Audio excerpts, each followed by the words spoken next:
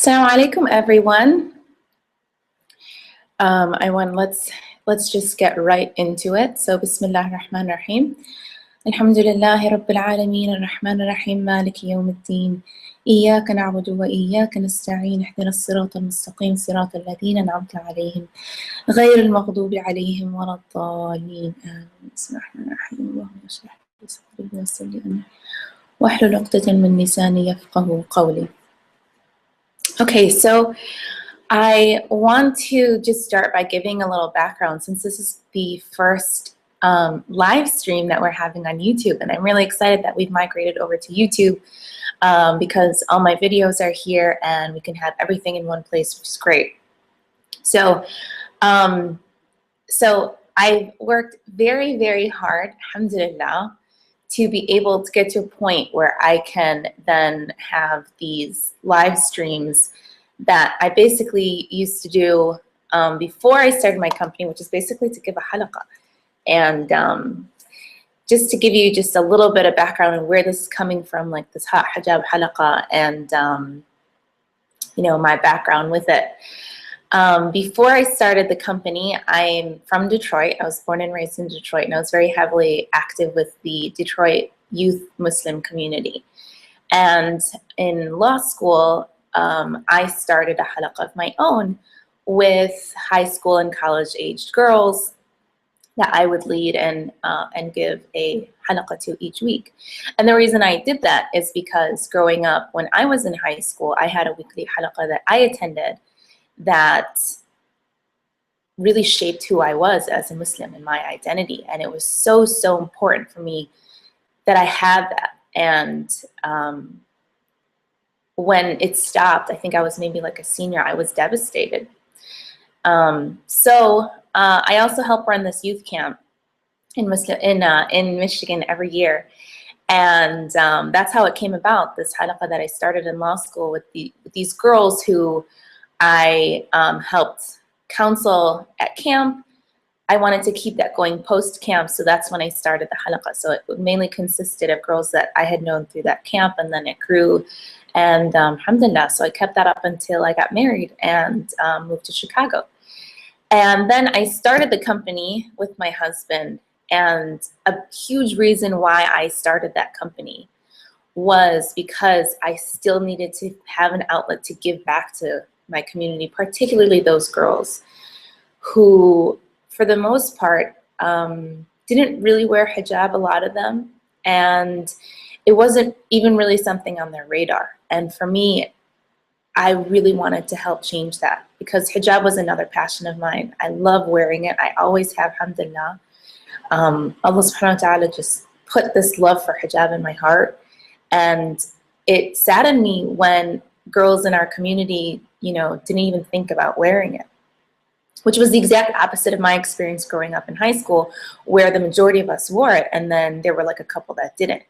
But for these girls that were coming up, it was the opposite. So that's truly how the company started, was wanting to do something where I could help instill self-confidence in girls to wear hijab. And then that combined with the creative element of, obviously the fashion element, right? But this other piece of serving my community has always been there. And so, like I said, I worked really hard to get to this point where now I can continue to do that, but hopefully on a broader scale. So, inshallah khair. So, okay, so I'm going to talk today about having a crisis of faith. And I want to start with acknowledging the fact that this is a real issue within our community. And whether or not we're talking about it doesn't mean that it doesn't exist.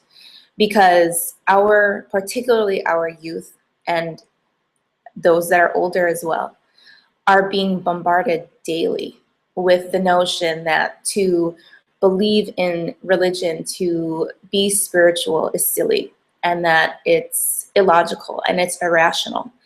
And that's something that we all, I think, feel in today's society. And it's so much different today than it was even 15 years ago, unfortunately. the social climate has changed so much that we've almost demonized religion.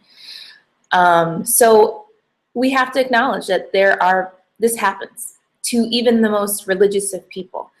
And it is happening to our youth where they are, sorry, it is 5:37 a.m. and it is Fajr time.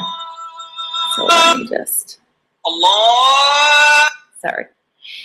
So, yeah, so we have to acknowledge that this is a real issue that particularly our youth are facing. But like I said, no one is immune. And so let's, just talk about it. I'm going to start with my own story and then extrapolate a few lessons from that we all can learn from in order to cope from something like this. So first of all, what's a faith crisis? I posted this on Instagram and someone was like, what do you mean, what's a faith crisis? So basically, if you are doubting your faith in Allah subhanahu wa ta'ala, in Islam in general, in the Rasul sallallahu alaihi wasallam, you're doubting your conviction in it, whether or not you truly believe in it, having some sort of crisis in your iman and not truly, and having that doubt. So like I said on Instagram, I had a very, very rough Ramadan this year. And so what happened basically was I was doing all my ibadah, all my acts of worship. So praying, obviously, going to Taraweeh at night, reading my Quran daily. I try and finish the Quran within the month of Ramadan, so I'm reading my daily juz. I'm doing all the things that I do normally every Ramadan. But something was different. So I would go to Taraweeh at night and I would listen to the Qari, and he, after Taraweeh, would make, a really long dua, very typical. And when he would make dua, when he would say the different names of Allah subhanahu wa ta'ala, whether it was, Al-Jabbar or the all-seeing or the all-hearing or the all-knowing, something happened in my heart where I would hear it and I was like, what do you mean all-seeing? Like, how is he all-seeing? How is he all-knowing? And it frightened me that I was thinking that way, that I had that initial gut reaction to that. And it wasn't just a curiosity, like, how is that? But it was like, it was out of arrogance on my part, where I was like, well, why? Not that I wanted to be all-seeing or all-hearing, but it was out of arrogance that I was thinking that, and I knew that. And when that initially happened, it frightened me because it's Ramadan. We are, the holiest month of the year. The shayateen are chained up, so there are no excuses. This is coming completely from my own nafs, my own inner, soul, spirit. So it freaked me out, and I went home. I made a lot of dua, and I was trying to understand, where is this coming from? So I was like, okay, it's been a tough year in terms of the past year. Before that Ramadan, I had stopped doing a lot of the things that I usually did spiritually. So I would take a ton of classes online. I attended an Arabic class in person here in Dubai. I had a Halaqa once a week. All those things stopped all at once. And so over time, my iman just took a nosedive and started to deteriorate as I stopped proactively seeking knowledge and doing these things that usually kept me on track. So I was like, yeah, that must be it. I haven't been doing all these things in so long, and so I'm coming back into it full speed during Ramadan, and I need to take it slow and it'll be fine. So I continued to obviously go to Taraweeh and all these things, and it still kept happening where I kept hearing those names of Allah subhanahu wa ta'ala and even the Rasul sallallahu alaihi wasallam, astaghfirullah al-azim, and I would feel this thing in my heart, what do you mean? It was just this pinprick. So as it wasn't going away, that's when I started to kind of freak out about it, because I was like, okay, there's what am I supposed to do? I'm making dua. I'm obviously praying more than just the farad, and this isn't going away. So what I did was I called my best friend, who has been my best friend for years and knows me more than anybody inside and out. And I don't even have to tell her what's wrong. She can just tell from the tone of my voice when I say hello that something is happening.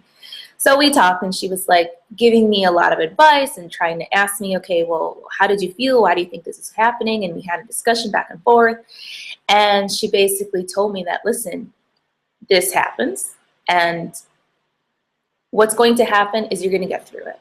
And in fact, you're going to come out of it stronger, and your iman is going to get stronger, and your relationship with Allah subhanahu wa ta'ala will be stronger as a result. But you need to get through it. So don't beat yourself up. Don't be down. Just figure it out. Allah subhanahu wa ta'ala is actually bringing you closer to Him through this struggle that you're going through, so it'll be fine. And that's what she told me. And I was like, okay. And it made sense, but I still was just like, man, I can't shake it.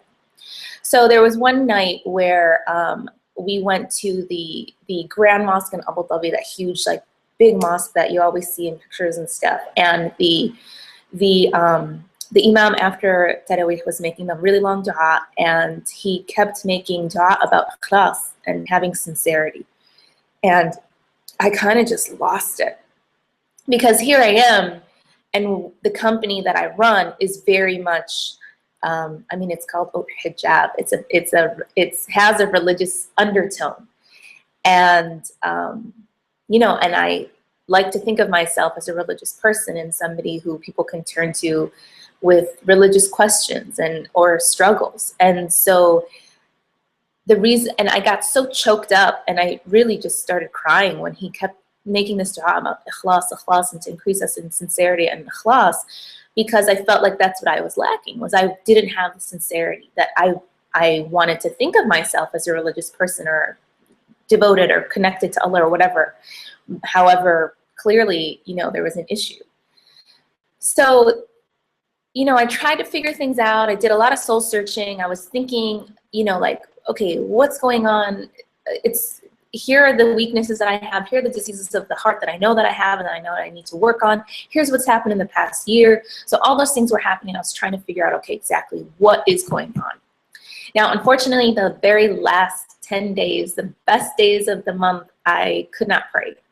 And that was a huge blow to me, and something that I actually took as like, okay, God does not even want me to be praying, which is a bad response to have, but something that I felt at the time, because I already felt like just so terrible inside.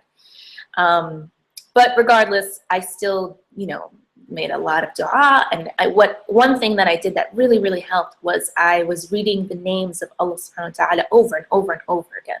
I kept reading them out loud, and just narrowing in on the meaning, because that was what my issue was when I heard these names of Allah and His powers, and I was like, what? So I kept reading them over and over again. So those last 10 days, that's what I focused on, those names, and then a lot of dua. And I felt better. I felt a lot better. So I kind of thought, I didn't forget about it, but I was like, okay, I think that I'm all right. I just need to get back on track. Like I said, there are all those things that I stopped doing, so I need to now get back into the game and be more proactive about my own spirituality. And so I was like, all right, so I'm fine. So I go to this Islamic youth camp, the one I told you about already, that I help run every summer. And my role at that camp is basically like the religious or spiritual, like, go-to. So I do all the halaqas for the girls. I do joint lectures for the entire campsite. That's kind of just like my role at camp. And so, giving a halaqa for me is no big deal. I do it all the time, and it's no thing. So I'm giving my first halaqa in front of the girls. It's just, people, like totally normal. And I have this thing, actually, particularly at camp, where I have this relationship with Allah subhanahu wa ta'ala, where I know and understand that I am a vehicle, or, like just a tool that Allah subhanahu wa ta'ala uses in order to spread His message. And that's how I view myself. That's the way that I see it, that I'm a vehicle for Allah subhanahu wa ta'ala. And I know very little. I truly don't know. I mean, obviously, I'm not a scholar, so I know very little. But subhanAllah, whenever I'm giving these halaqas, the words just come to me. And when people have questions, the answers just come to me. Not because I'm smart. It's because truly Allah subhanahu wa ta'ala is with me. And like I said, using me as his vehicle to reach these girls and to get the message out for what they need to hear. So I was like, I'll be fine. You know, I haven't given a halaqa in so long because my weekly halaqa stopped, so I wasn't giving any, and I was so spiritually disconnected, but I was like, I'll be fine. Like, Allah subhanahu wa ta'ala is always with me. It's not going to be a big deal. So I'm giving this halaqa, again, really no big deal to these girls. And I felt something. I felt that Allah had completely left me. And it was devastating. Like, I was blabbering and I wasn't making any sense. And I mean, I was just like in such a bad place. And I was cringing at the thought of people asking me questions, because I was like, don't ask me anything. I don't know the answers. I don't know anything. I'm lost myself, you know, which was really difficult for me, especially within the role that I play at this camp. And so I was like, man, what is happening? So I mean, I kept my composure, obviously, and if you asked anybody that day, they'd probably been like, what are you talking about? It was fine. But it was a feeling that I had in my heart. So that night, I went to bed. It was a night halaqa anyway, so I went like beelined it to my room once I was done, and I just started crying so hard in my little bunk bed at camp. And I was so devastated, because you have this feeling that Allah subhanahu wa ta'ala left you, or like forgot you, or abandoned you. And you know it's your fault. It's due to your own actions.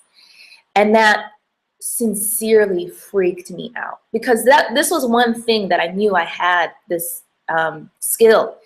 And when it was gone, I was like, whoa. I was devastated. So I woke up that next day. I was in a terrible mood, and but I needed to figure this out. I was like, okay, this is it. I did not resolve these issues in Ramadan. It is completely lingered, and it's something that I really need to deal with. So that day, and what's phenomenal about this camp is you're out in nature for an entire week with no cell phones, no communication to the outside world whatsoever. And we're on a beautiful campsite on a lake and surrounded by nature and woods and a stream, and it's so beautiful. And so it's the perfect isolation that you need to truly reflect. So I kind of said, that day I spent the day by myself.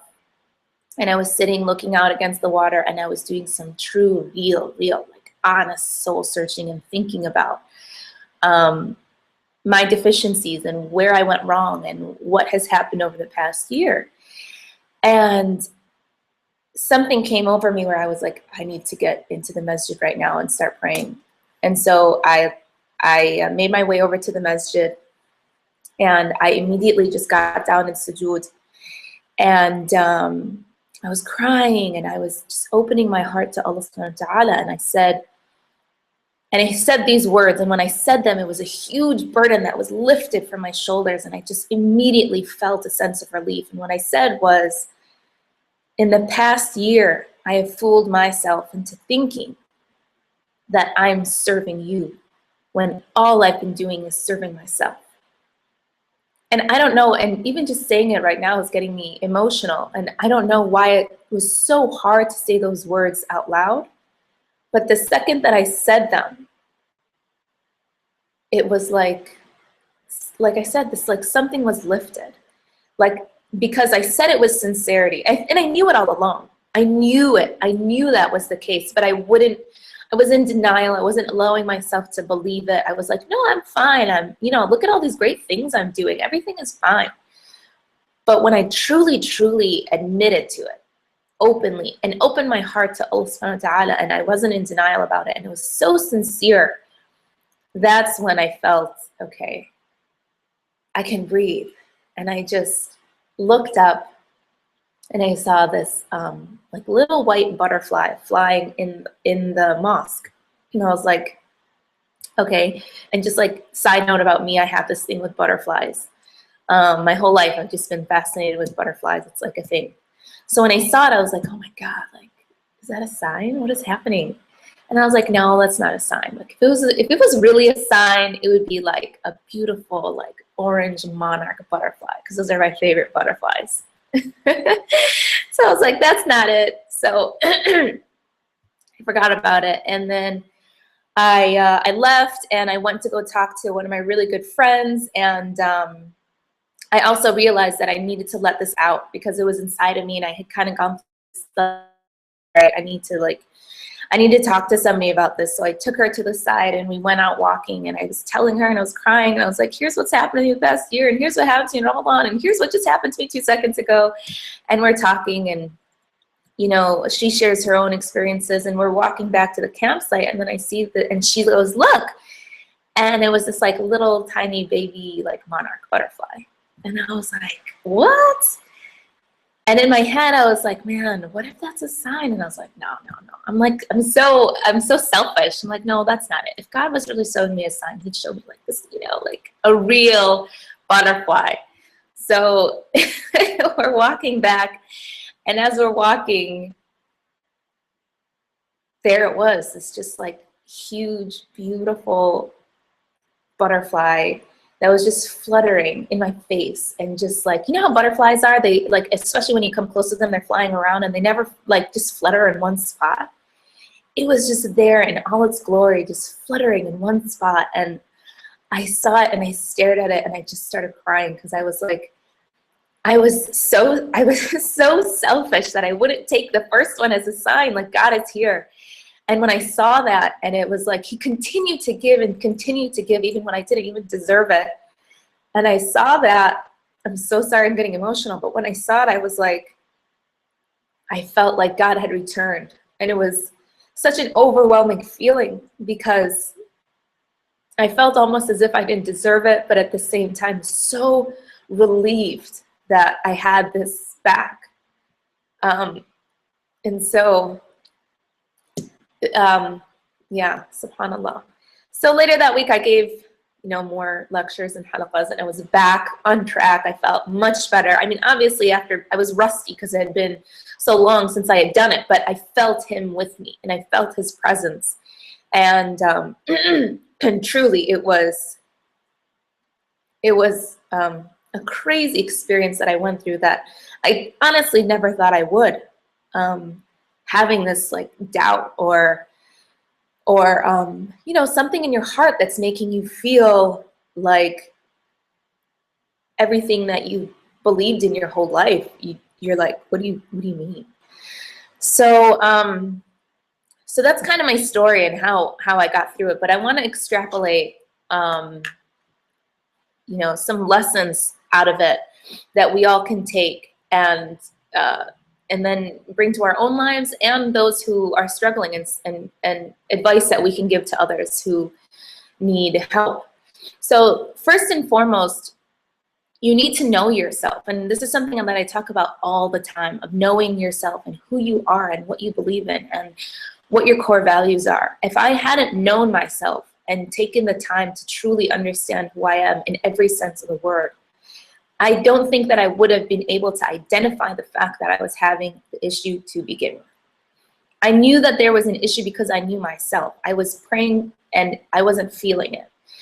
I could have been in denial and done the motions and said, okay, well, I'm praying, I'm reading Quran, I'm doing all these things, but I knew myself enough to know that something is off, something is going wrong. And I also knew where it was coming from. And although I didn't deal with it the way I should have right away, and it took time, I knew myself enough to know that, okay, this is coming from a disease of kibriya, of ego, of arrogance. And you're not going to know that about yourself unless you know what your weaknesses are and what diseases of the heart that you struggle with. And we all have them. But by knowing myself and what my issues are, I was able to then say, okay, here's what the issue is so that I can now work on it.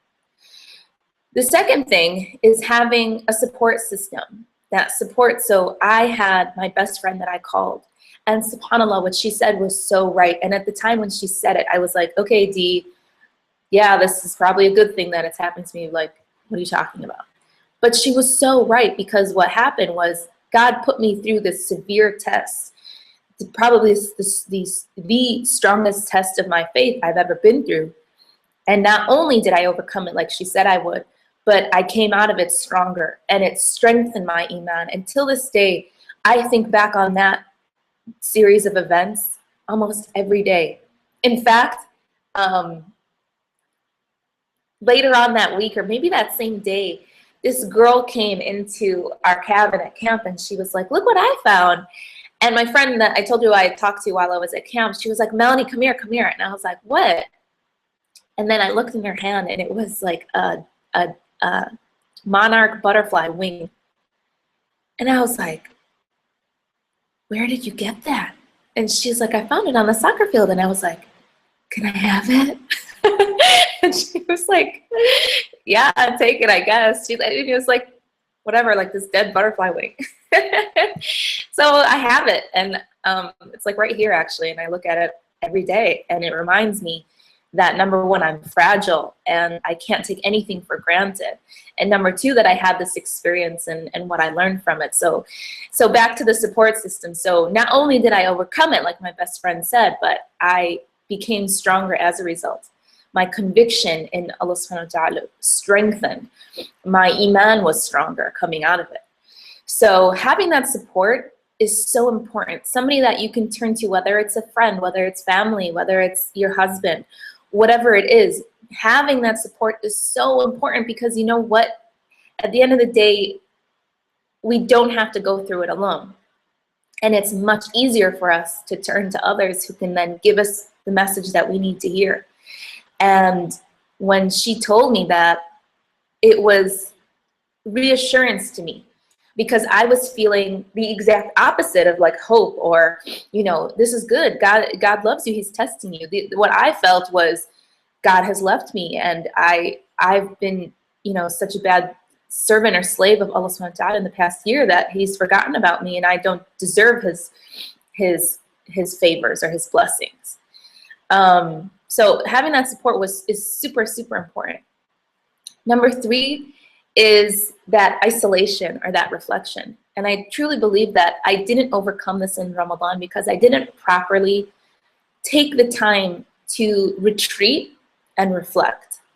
And this is something that we find so important, and it's a theme that we find in the seerah of the Prophet ﷺ over and over again, this process of retreating and reflecting from when before revelation, when the Prophet ﷺ used to retreat to Ghar Hira and used to reflect and ponder and look over the city and think, you know, is this all there is? What's happening? To post-revelation, when he used to retreat and reflect, and you know, revelations would come and different things were happening. And so this process is so extremely vital. And truly, I don't think that I would have overcome the issue that I had I not been in that situation where I was at camp, completely isolated in Allah subhanahu wa ta'ala's creation in nature, which is the closest you can get to him, is being in his unfettered nature.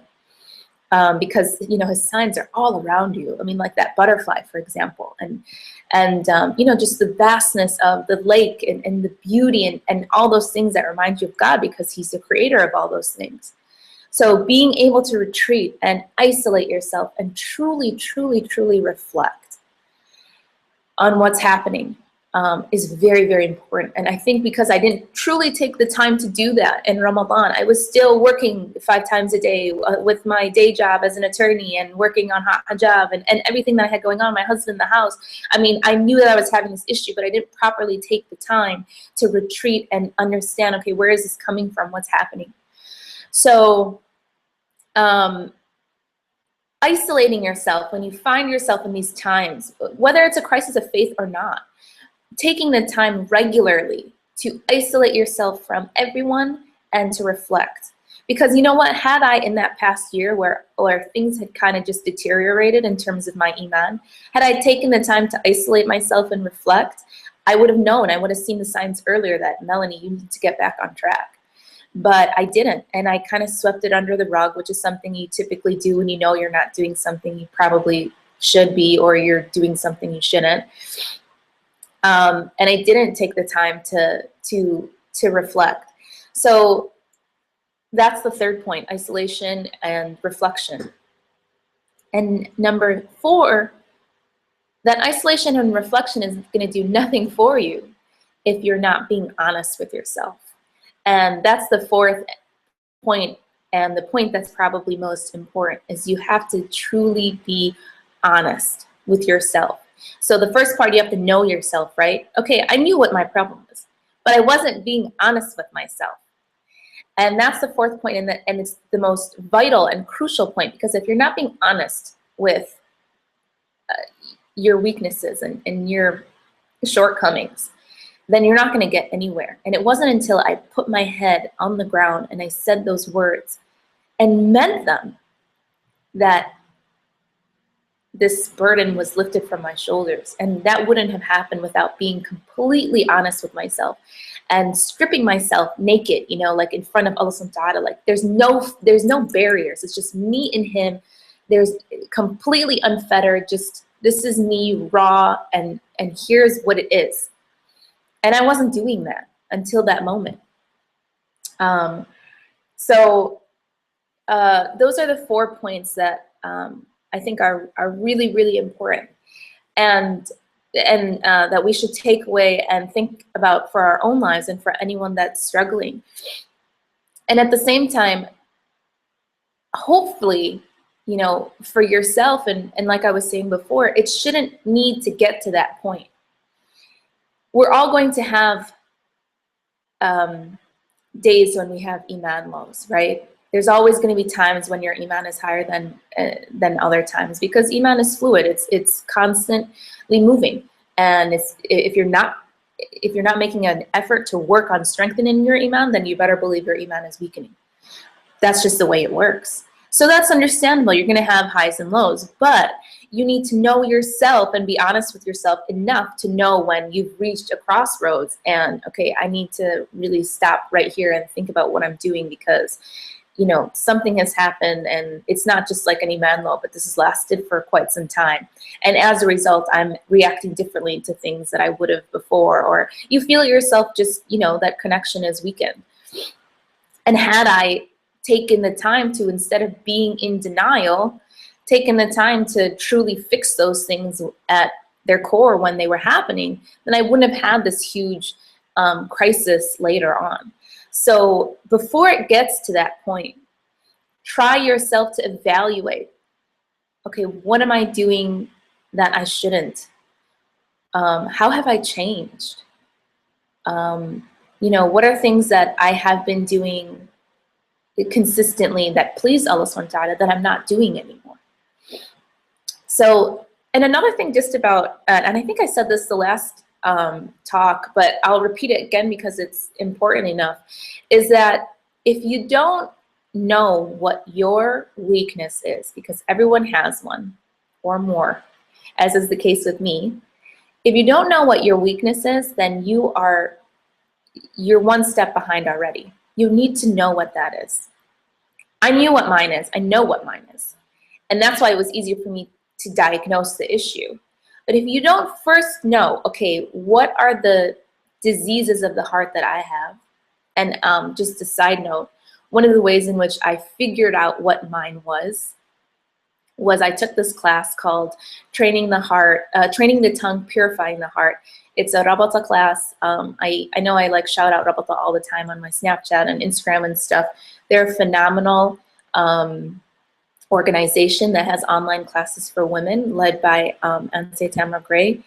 And she's completely changed my life. And I took that class, and basically she goes through all the diseases of the heart. And, you know, you learn these diseases like stinginess or arrogance or miserliness or whatever, but she gets into it in depth, because like arrogance, for example, there's so many different types of arrogance. And so I used to be like, no, I don't have an issue with that because I don't think I'm better than anybody, so I'm not arrogant. But arrogance has so many other levels rather than just thinking you're better than other people. And so something I suffer from was a form of arrogance that I wasn't even acknowledging, because I didn't know, I didn't take the time to do that exercise. And that really helped me, because once I then identified, okay, here are my weaknesses, here's what I truly struggle with, again, being honest with yourself, here are my struggles, then it was easier for me to overcome this. Because if you don't know what it is that you're struggling with and that you need to overcome, then it's going to be much harder and much more difficult for you to then overcome it and get over it. So if I ask you right now, what is your biggest weakness? What is keeping you from Allah subhanahu wa ta'ala being 100% pleased with you? Think about it. Whatever just came to the forefront of your head right now, that is it. And if you think, no, that's not it, that's not a big deal. And again, this is something that Auntie Tamra says all the time. And when she first said it, I was like, what are you talking about? That's not it. I have that under control. It's not a big deal. But I was in such denial, and that was it. It's that thing that comes to you right at the forefront. That is it. And if you're like, no, that's not it. I have that under control. That's not a big deal. That, trust me, that's the thing. That is definitely it. Keep that in mind. And you may be like me in denial and like, no, what are you talking about? But that's it. So those are my 4 points. And I've been talking now for 40 minutes straight. So I want to open it up to any questions that you all might have. I hope that you guys can see the chat function here so that you can enter chat messages. If anyone who's viewing could just type in like a yes or no, well, obviously it wouldn't be a no, that you can see the chat, that would be helpful for me, because throughout this entire broadcast I haven't seen any, and I know that there are a lot of you viewers out there, alhamdulillah. So I hope that the chat function is working for you.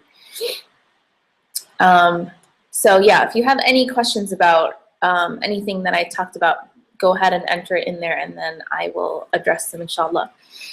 So in the meantime, what can I talk about? Let's talk about what you can do if somebody is kind of straying away from the faith. So I have,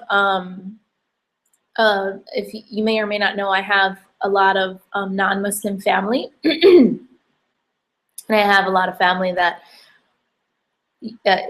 is kind of, Muslim, but they're kind of far from the faith. They're not really practicing. And then, like many of you, you grow up and you have friends who grew up just like you, very connected to the community. And then as you got older, for whatever reason, something happened and they started to kind of just like stray away. And subhanAllah, they're just not close to the deen at all. And here's how I've learned to deal with those types of people. First off, for the non-Muslims, if any of you guys have family, my mother is Catholic. Well, she was born and raised Catholic. She's kind of like agnostic, but I've learned that what I need to do is 110% do not preach to her. And she's my mom in any case, so that would be kind of weird, but I've learned through just being a good example of what a Muslim should be through my akhlaq and through my adab, and not getting into aqidah or issues of like, like our core beliefs, but just displaying the beauty of our religion through manners and through what we've been taught by the Prophet Muhammad ﷺ and in the Quran about the way that we should deal with others, that deal with our parents, deal with our siblings, and being that example has made a huge difference for my mom. In fact, in just starting this company in which my main objective is to serve my community, she's seen what an impact that's made on girls, and that's something that has touched her really deeply. And in that short amount of time, I've already been able to get her to kind of turn around on her view of hijab, because hijab was something she thought was so oppressive and something that, like, she didn't understand why I was wearing it. And for the first year when I refused to take it off, because I would take it off when I was with her on the weekends when I was in high school, and when I refused to do that my senior year, she wouldn't be seen in public with me. So I had to literally choose, like, was I going to keep it on or was I going to spend time with my mom? And when I chose the hijab, she was deeply hurt by that, understandably so. So you can imagine just like the deep implications that that had. And so when I had started this company and she saw the impact that it was having, and she heard all these beautiful stories from all you guys about how the hijab impacts you in a positive way, she was like, wow, it just completely changed her mindset. And she's my biggest fan and supporter today. So, you know, and that wasn't me telling her anything directly. It was purely from her just like observing. So that's how I would, that's the humble advice I have about dealing with non-Muslim family members. When it comes to family members who are Muslim, but they're, far from the faith, again, I found that it's not helpful, like, at all to preach to them or to be like, why aren't you doing this? Why aren't you praying? Why aren't you fasting? Well, like, making them feel guilty or bad will, in fact, just push them in the opposite direction, because they're already dug themselves deep into this trench. And by doing that, you're just further pushing them down into that. And so, again, what I've learned is I have to very consciously make an effort to show my, the ways that I worship Allah subhanahu wa ta'ala outwardly when I'm around them. Like, if I'm in the car with them and I'll stop and say, sorry, like, we need to turn off the music right now, because right now I typically take my tasbih and do some dhikr. And I may not typically do that, at that time of day, but I would do it just so that person, or the family member next to me, can see what I'm doing. And I won't tell him to do it with me, him. Well, I only have brothers except for one sister, but I wouldn't tell him to do that with me, but I just do it. So he sees, like, okay, what, the different things that she's doing in her life, and the role that Islam is playing in her life. Or when we're all together, making sure that maybe if he doesn't pray, that I'm like, yo, time out everything. I need to stop and pray, and like praying right there in front of him, so that he can feel like, shouldn't I be praying? So it's very blatantly expressing my Islam outwardly in front of them. And again, not doing it in a way to make them feel bad, but just is like a reminder of these things that you used to do and you don't do anymore. And, I can't say that it has 100%, like, helped in a way that, they're back on track. But I know that at least by doing those things, it's back kind of in the forefront of their mind, at least for those moments. Because oftentimes what I've seen is what's happening is people get so wrapped up with work and with marriage and with kids that Islam and religion just becomes secondary, and then third and fourth, until it's completely pushed away. And so it might not be because they've had this crisis, but maybe it's because it's something that they just stopped giving their attention to. But when they hear this rhetoric or discourse about religion being silly, or they see ISIS and think like, yeah, why would I, be part of that? There are things that can further deteriorate the already deteriorating, feelings they had about their religion. So by doing these acts, you're kind of helping them bring it back into the forefront. And then when it comes to people who, so they're not family members, but they are people who are friends or acquaintances or whatever, the advice I would have for them is to never leave them. Don't cut them off and be like, okay, well, this person isn't religious anymore, so I'm just gonna like not talk to them and not communicate with them or whatever. And I'm not telling you to be buddy-buddy with them either. What I'm saying is, do not cut off communication with them, regardless of what they're going through or where they are in their life. And it may be completely at odds with what you believe, and they're doing some things that you're just like, as a Muslim, and knowing they're Muslim, you're like, what is happening? But making sure you are always present, like dropping a note every so often when it's their birthday, shout out on Facebook, allowing them to know that you're still there and you haven't left them. And you acknowledge, like, yeah, I get it. Okay, you don't really practice anymore. That's okay, but that's fine. I still love you for the sake of Allah subhanahu wa ta'ala, and I'm still going to be there for you. And I think that is so important, because what can happen is, with people who do kind of leave the faith, everyone else leaves with that.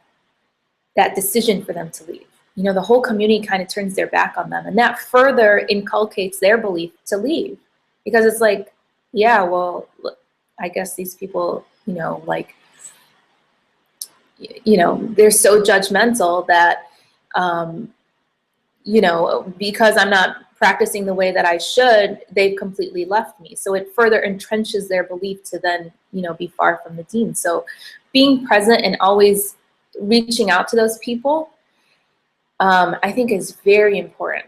Because again, it's like that reminder, like what I was saying with my brothers, like it's a reminder for them to see with their own eyes. The same goes for these people. Like it's a reminder that, yo, I'm still here and I'm always going to be here because you're my brother, you're my sister in Islam, and no matter how far you are, I'm never going to leave you. And I think that's really important, even though it's something small, but it sticks with that person. Trust me, they won't forget that, and they'll always know that they have that person there, even though you may not be close anymore. So, yeah, so that is pretty much it. I hope that you guys can see the chat, because I still haven't gotten any messages or questions or anything like that, or maybe you guys just don't have any, and that's okay too. But I don't want to continue to talk for so long, so I think I'm actually going to end with a dua, if you guys don't have any questions, inshallah. And I hope this was helpful. I really want to try and keep this up on a regular basis. I have a plethora of topics that I can talk about, and you guys asked me some really, really amazing questions on Snapchat. When my husband and I recently went on a, I just got a question, sorry.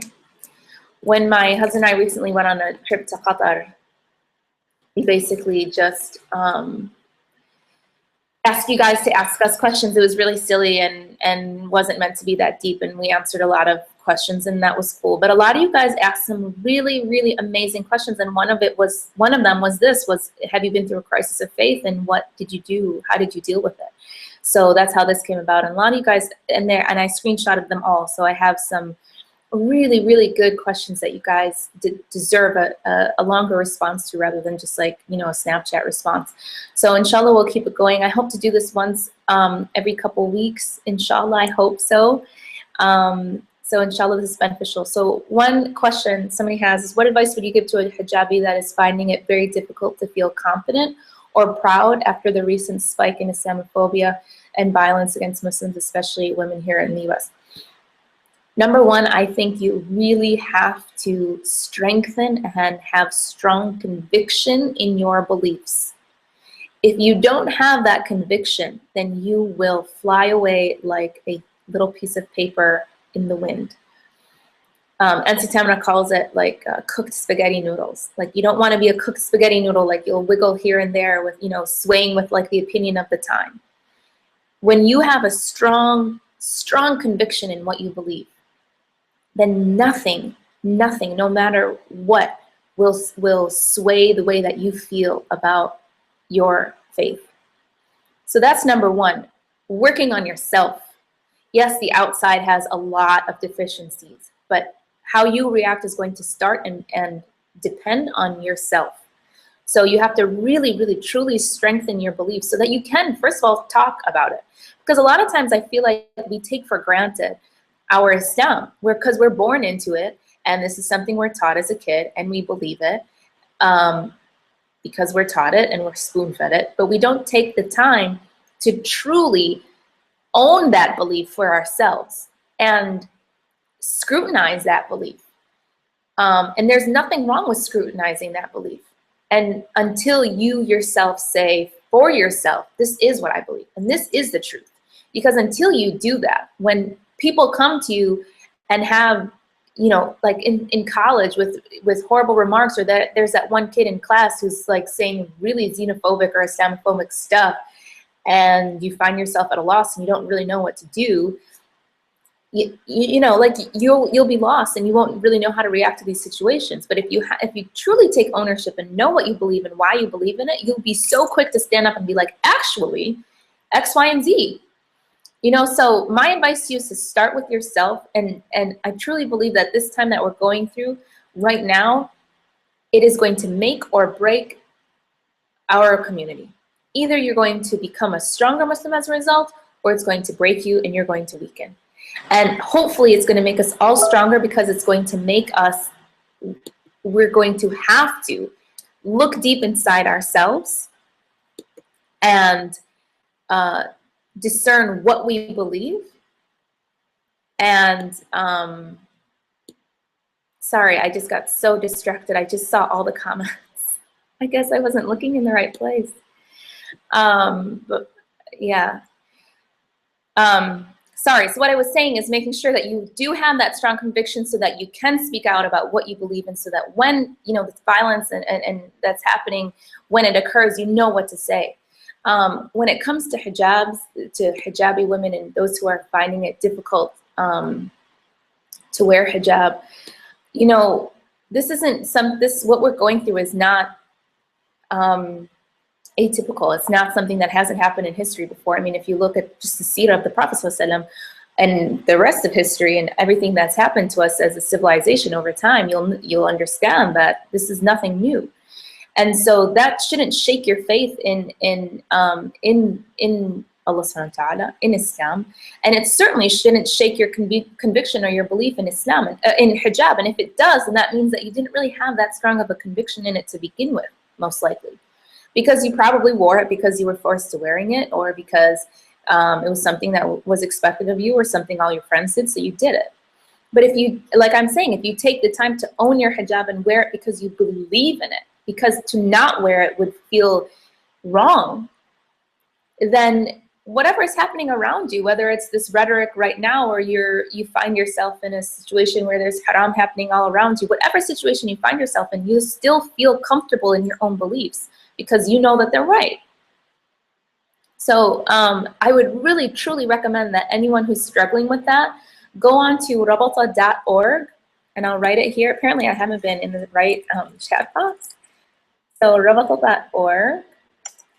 And it's actually on YouTube too, if you go to the Rabata's page. Ansay Tamna just had a live stream called Keep On Keeping It On, and it was specifically addressing this issue of girls with hijab. It was right after the San Bernardino attacks, because as you can imagine, there was hysteria, and I get it. But what she said was so profound in when it came to keeping on your hijab. And so I recommend all of you guys to watch it if that's something that you're struggling with, or send it to people who you know are struggling. Okay, so let me just look at these questions.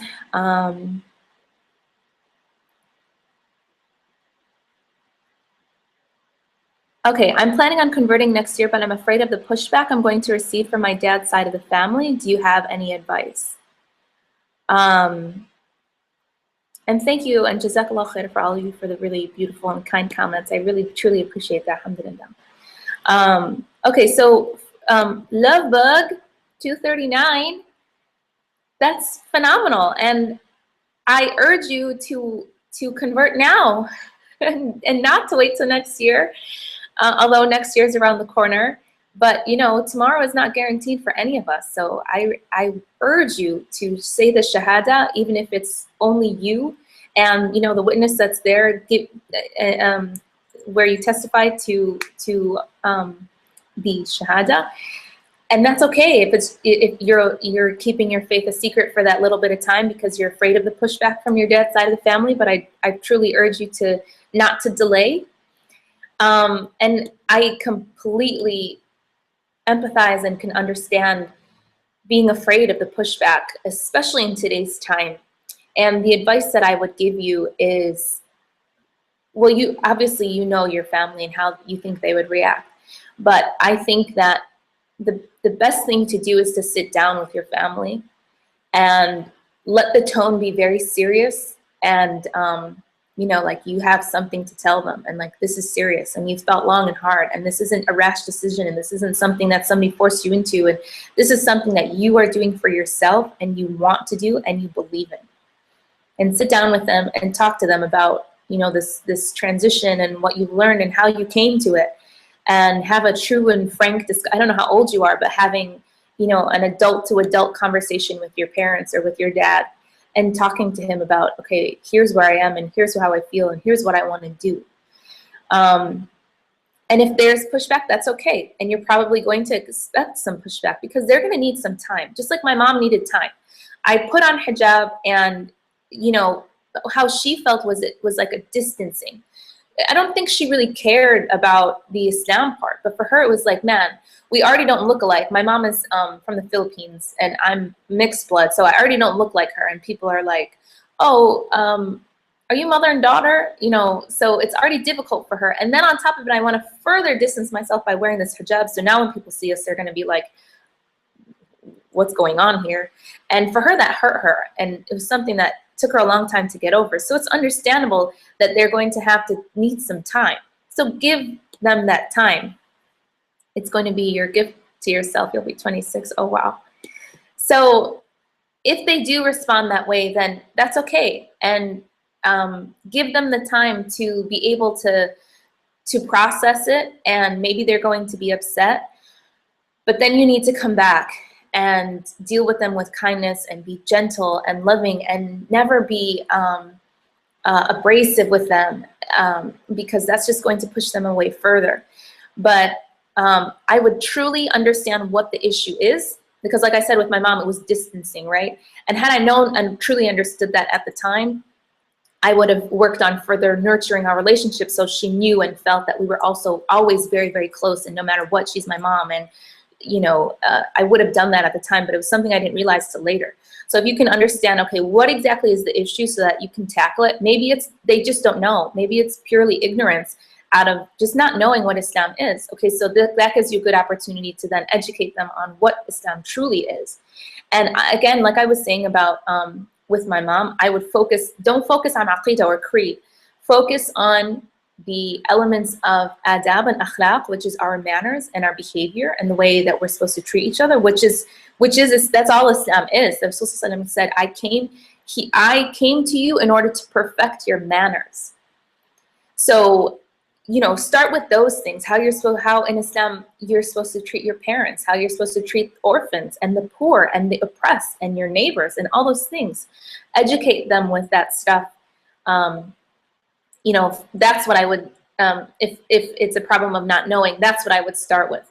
If it's a different issue, you know, tackle that, but truly tackle the root of the issue that they're going to have, whatever that pushback is, and just be really, really smart about the way that you go about it, and always, always treat them with kindness and love.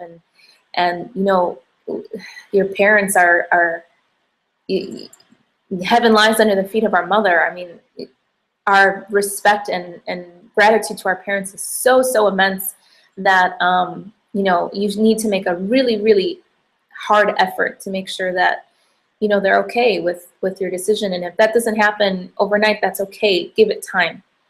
It took a long time for my mom, so be patient. Okay, so it is 6:30, and I actually do need to run because I need to pray Fajr. So thank you all so much for tuning in, and inshallah we will have another one very soon. So stay tuned on my social media, inshallah, and we'll do this again soon. So thank you so much again. Let's just end with a quick dua. Bismillah ar-Rahman ar-Rahim. Wal 'asr innal insana lafi khusr illa alladhina amanu wa 'amilu s-salihat wa tawasaw bil haqqi wa tawasaw bis sabr. All right, everyone. Assalamu alaikum. Take care.